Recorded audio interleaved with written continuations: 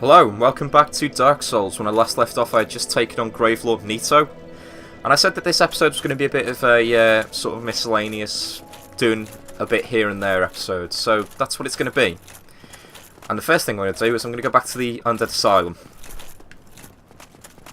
Now that requires me going up over here, and I'm actually going to take off my armour so I'm manoeuvrable.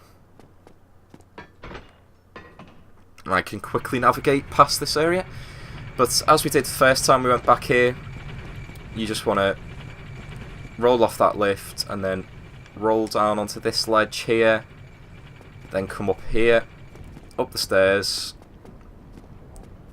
and curl up in the nest. Now it'll be instantaneous. There we go, you'll instantaneously be picked up and dropped off by the crow rather than having to wait for 30 seconds. Put my armour back on, and then head down here and fight these torch hollows.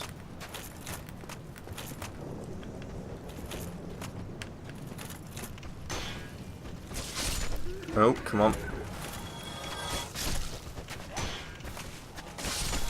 Watch out for these, because these can mess you up quite badly very quickly. There we go, once they're dead, I'm going to come through here. I'm going to go around the side here and take this guy out.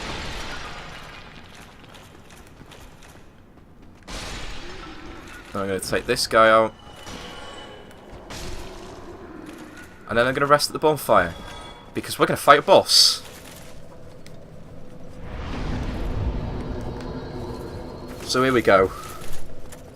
To trigger this boss, I just want to kill these two guys again, because otherwise they will fall down into the boss fight and they can just... I've had it before where they just like sort of catch you at the wrong time while you're trying to heal, and that can really mess you up. But yeah, to trigger this boss, just walk out into the middle of here, and once you reach the right bit, you will fall. And that's becoming a bit of a running theme now for entrances to boss fights. But you want to heal up as quickly as possible, and not in a situation where you're just going to get hit again multiple times like I have been. But this is the Stray Demon, and he works similarly to the Asylum Demon, only much more powerful. And he also has this AoE attack thing that he does. But his attacks consist of doing that sit down thing, which should be easy to avoid. I say that and then get hit by it. He also has this AoE, and you want to get behind him and stand a bit away from him when he does that, when he slams his weapon into the floor. Now the ideal thing you want to be doing is trying to just get behind him as much as possible.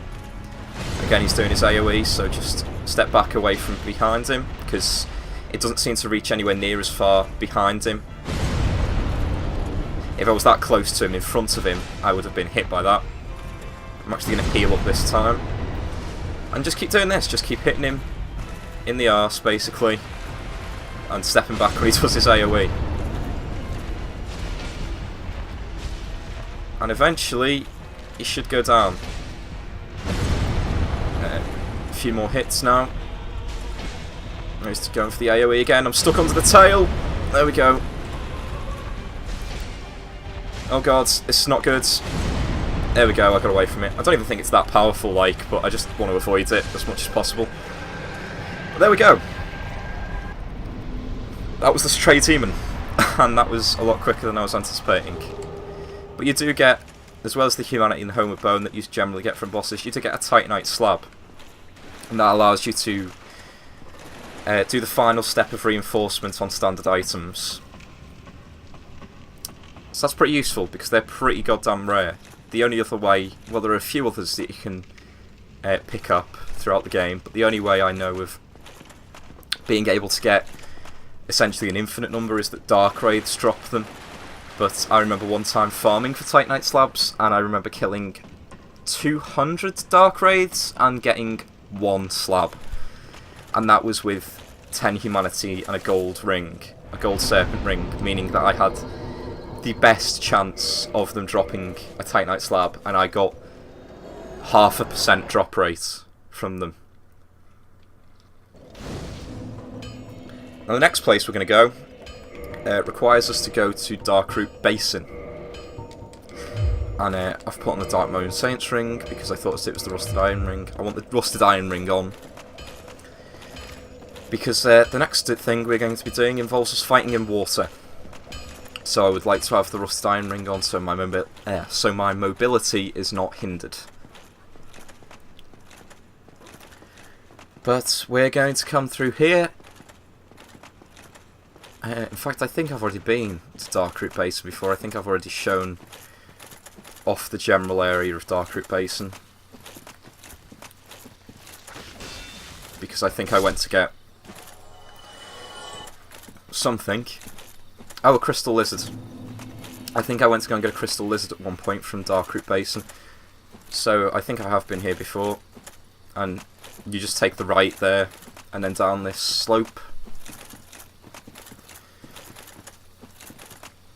Yeah, I have been here because the crystal lizard's not here now. So I must have shown you this area before, but I don't think I went round this far. Well, as far as I'm going to go now. You come down here, turn around, go back this way, drop down there, try not to roll off the entire edge of the goddamn cliff face. And I'm going to drop down all the way down here because there is a bonfire down here that I want to use because it's so much goddamn closer than the bonfire next to Andre. And I think I have used this bonfire before.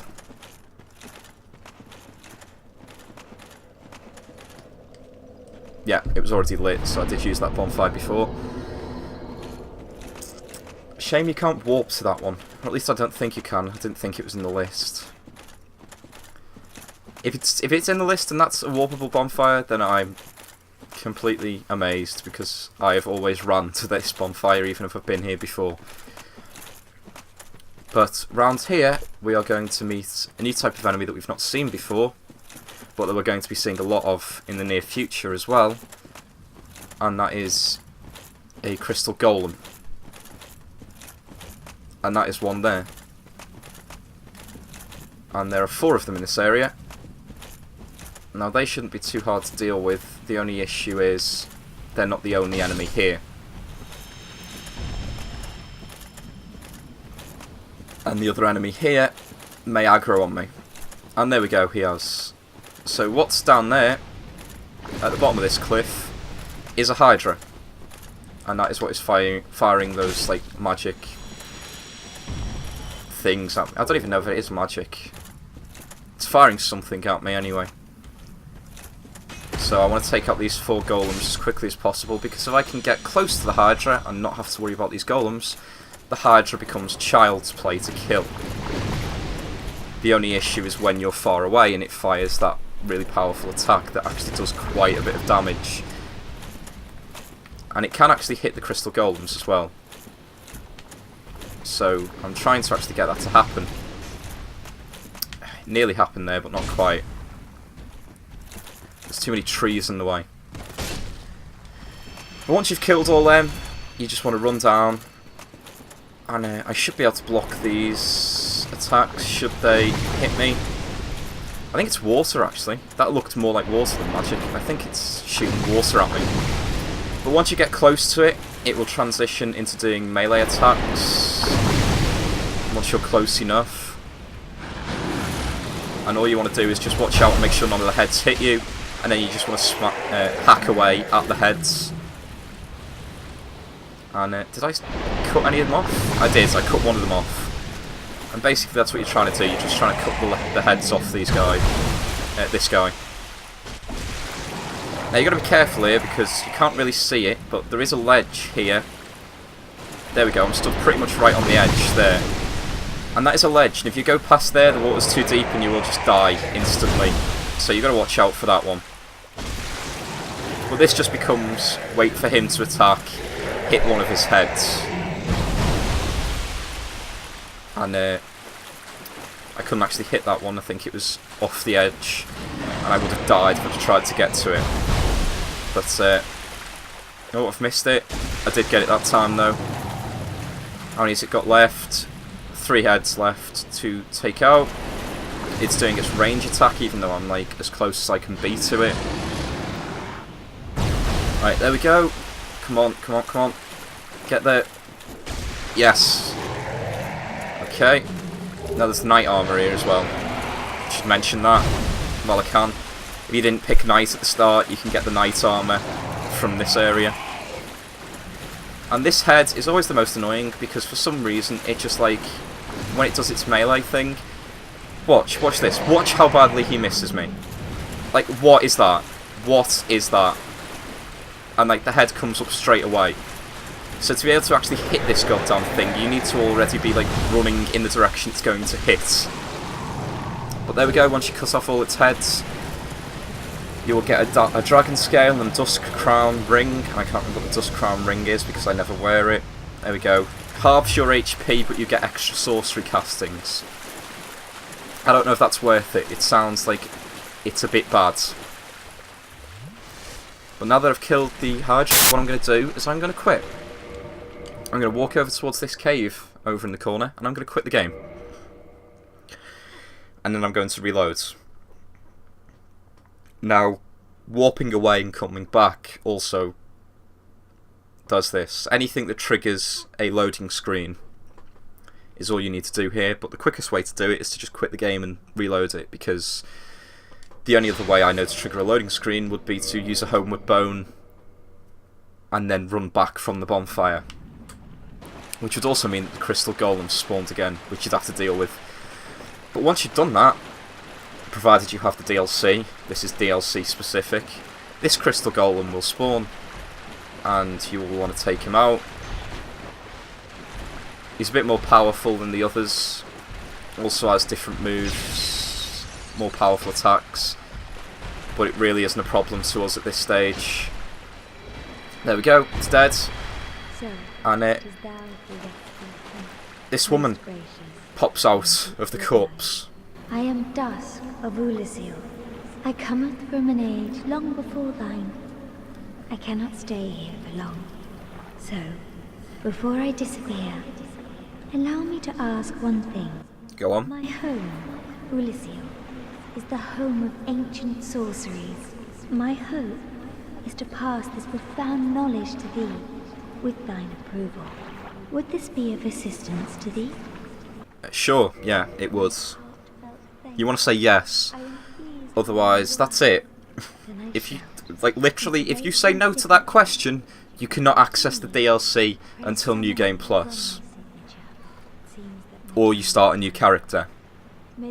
I'm quite a way into this game now, and if I'd answered no to that question, that's it, the DLC is completely locked off from me to be able to play it. I mean, I don't know why you'd say no to that question, but well done, FromSoft. That just seems a bit harsh. I know this game is all about harsh difficulty, but that just seems cruel. I'm going to put another point in strength. I don't know why I left the bonfire, because actually I want to get back. And I want to warp to Anor Londo. Because that is the end of what I wanted to quickly round up. Because basically doing that has triggered me being able to start the DLC once I get another item. And that other item is in a place called the Duke's Archives, which you get to from Anor Londo. And basically, the Duke's Archives takes you to the Crystal Cave, which takes you to a boss fight against Seath the Scaleless, which is one of the bosses we need to defeat to get the Shard of the Lord Soul that Gwyn gave him. So that's what I'm going to be doing next time, is I'm going to be trying to get to Seath and beating Seath. And in my opinion, this is the boss fight that we're going to be doing is not going to be too difficult. I find getting to Seath so much more difficult than fighting Seath. So we'll get to enjoy that next time. See you then. Right, little additional bits to this episode. I know I did just go on a huge diatribe about how that was the end of the episode and what we would be doing next time, but I completely forgot about one more thing that I wanted to do as part of this miscellaneous part, so I'm going to do it now. But basically, you should be able to recognise this area. I am, of course, in Undeadburg, and that is because there is suppose you could call him a mini-boss that we haven't fought, and I'm going to fight now.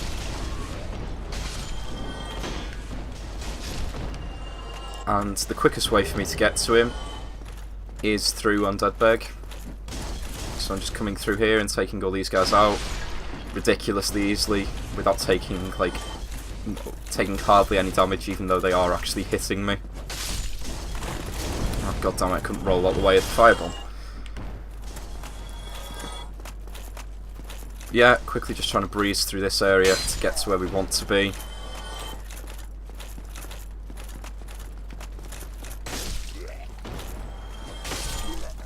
Right, come on you, with your shields. There we go. And then last guy. Oh, fancy dodges, eh? Fancy touches. Well, you're dead now. So basically, you're going to come up here, and that Watchtower basement key, the thing that we got after we defeated the Moonlight Butterfly, you're going to use that to open this door. And then you're going to come down here. And I don't know how well this is going to go. It's entirely possible this is going to go very poorly because I don't know how much damage he's going to do to me if he hits me. But all the way down here we are going to encounter a guy called Havel the Rock. Now, there are two ways to deal with this. One is to fish for backstabs, so just wait until he does that and stab him right in the back. And the other way is the way I'm going to try now. And if I take a hit and like nearly die, you know what, I'm not chancing it while he's two-handing. Go back to one-handing, mate, and I'll chance a parry. But basically, yeah, that's the other way to deal with him. He's definitely parryable. You're not going to go back to one-handed, are you? Oh, there we go. Right, okay, I'll chance a parry here. Let's do this. Nope. Nope. Heal up. Have a couple of gulpies. I could just finish this guy off now, but I kind of feel like I have to finish him off with a parry now. He keeps doing his strong attacks, and I don't know if they're parryable. There we go, got him. And yeah, from that you get his ring. Havel's ring. Basically what Havel's ring is it just increases your maximum equipment load. So I can go from 96 to 144. So what's that? That's a pretty big increase. Is that 50%? That's a 50% increase.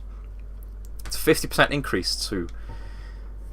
There we go. Havel's men wore the ring to express faith in their leader and to carry heavier loads. Now that is one reason that people believe that this isn't actually Havel. This is actually a follower of Havel, but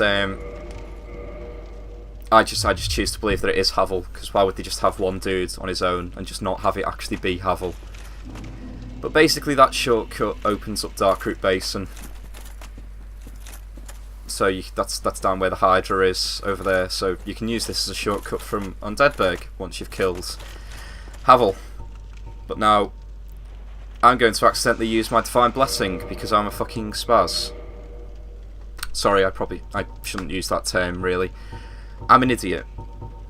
I've just used my... I cannot believe I've actually just used that Divine Blessing like an idiot. I just wanted to use the Homeward Poem. The Divine Blessing is a really useful item because it A, completely refills all your health, and B, it will cure any status ailments that you have. So yeah, brilliant. That might have come in really useful later on. So if I'm poisoned and on a sliver of health later on, I'm just going to be so frustrated. But basically we're going back to Analondo because now I am actually going to take on Seath the next part. Well, I'm going to take on Seath the first time, because you technically fight Seath twice, well, at least. So I'll see you for next time, which will be at least Seath Part 1, maybe Seath Part 2 if I'm quick. See you then.